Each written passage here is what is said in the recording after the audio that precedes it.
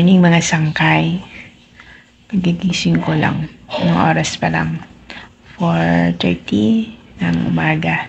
Dito na nga pala kami sa Bacolod.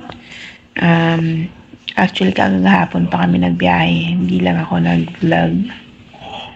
Umaga kaming gumising kasi nga para maaga rin kami makapag-start ng delivery. So, yan. Yung kwarto namin. Hindi na ako nag-vlog kahapon kasi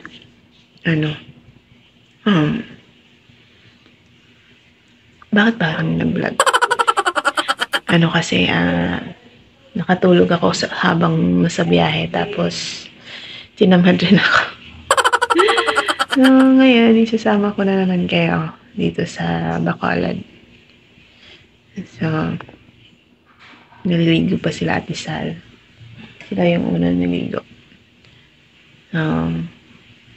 Balitaan ko ulit kayo mamaya mga sangkay.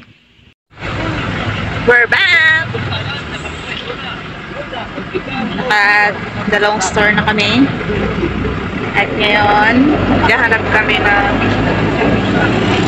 makakakita. Nag-aalmusal na kami. Dito kami sa Bacolod Capitol.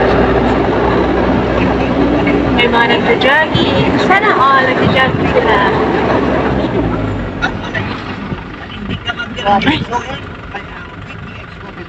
Wala kami ng mga kainan kasi na 6:30 na.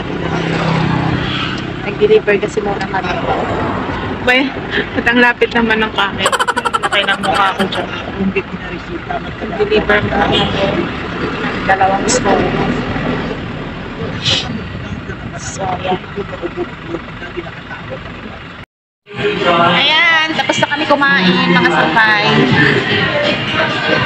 Hintay lang namin si Kuya at mag-siyaw. Ako, mukhang makaka-copyright pa tayo sa nito. Wow, looking fresh. Sana all.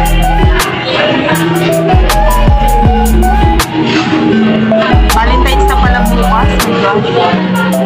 Tapos nandito kami sa malayo. Nahanap buhay. Lagi na lang sa malayo kami mag-Valentine's. Bagay, ako wala naman akong ka-Valentine's. Kasi ako dahil sa malayo. Sila Ate Sally, mag-date sila kasama na sa biyahe lang. Nako. Ibig sabihin, parang pag-ibig ko yung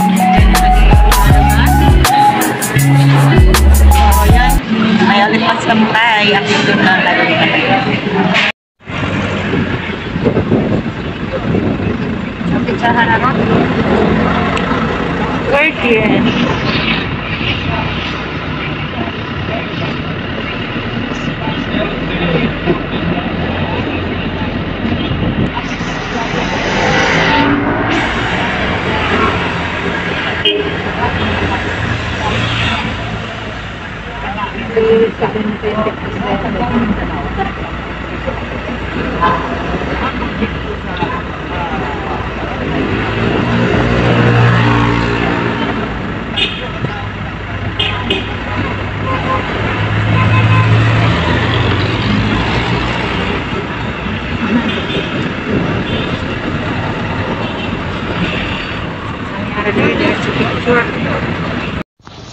Nandito na kami ngayon sa aming pang-5 store sa may North Point dito sa Bacolod City pa din.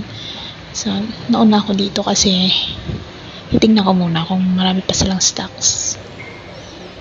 Yan, konti na lang pala yung stock nila.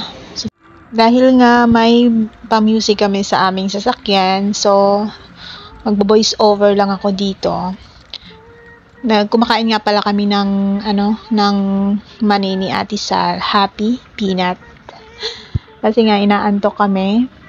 Syempre, 'di ba? 3 AM pa lang gising na kami kanina. 4 AM pa lang gising na kami kanina. So, inaatake na kami ng antok kasi nga hapon na rin naman. 3 PM na dyan ng hapon. So, nililibang lang namin yung aming sarili sa pagkain ng mani para hindi kami antokin.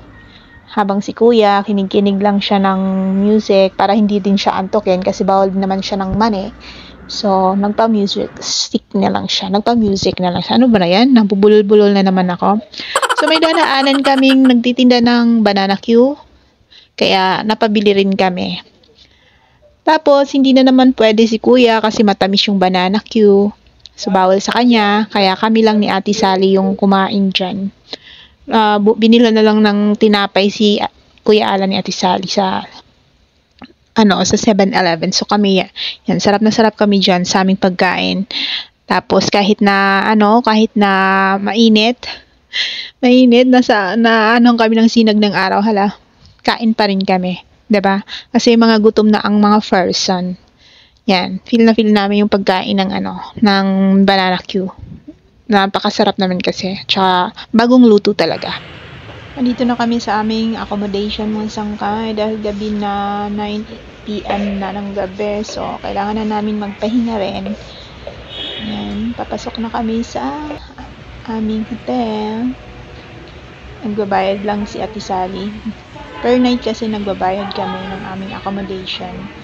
So, hintayin lang namin si Ate Sally. Tapos, akit na kami para makapagpahinga. Maraming salamat mga sangkay sa panonood. God bless you all. Paalam.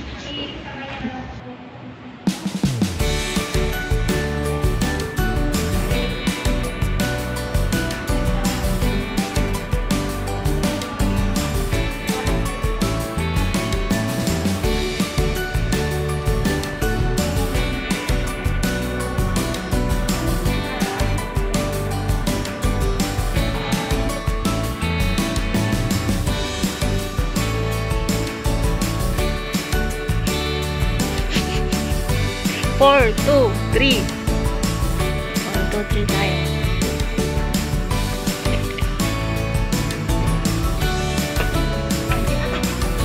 Na! Abot mo na.